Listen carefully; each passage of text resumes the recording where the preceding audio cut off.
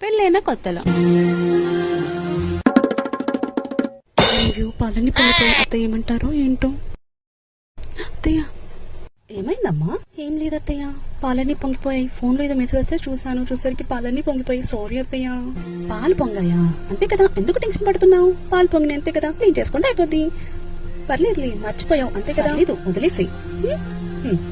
అలాగే అత్తయ్య. వావ్, మా అత్తయ్య ఎంత స్వీట్ అండ్ కామ్. థ్యాంక్స్ దేవుడా, నాకు ఇలాంటి అత్తయ్య ఇచ్చినందుకు. మా అత్తయ్య బంగారు. Many months later. అయ్యో పాలని పొంగిపోయి ఇప్పుడు అత్తయ్య ఏమంటారో ఏంటో. అయినా మా అత్తయ్య చాలా స్వీట్ అండ్ కామ్, ఏమీ అనరు. ఏమైంది? ఏం లేదు అత్తయ్య, పాలు పొంగాయి అంతే. పొంగిచ్చేసావా? పాలన్నీ పొంగిచ్చేసావా? ఆ గిన్నె కూడా మాడగొట్టపోయినావా? పక్కన ఉన్నావు కదా, పాలు పొంగి కనిపించలేదా? 24 గంటల ఫోన్ పట్టుకుని తుక్కు అనుకుంటుంటావా? అది చెప్పి అర్థం.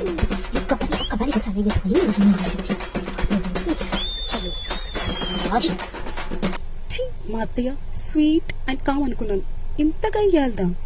ఏంటి దేవుడా, ఇలాంటి అత్తనిచ్చావు నాకు.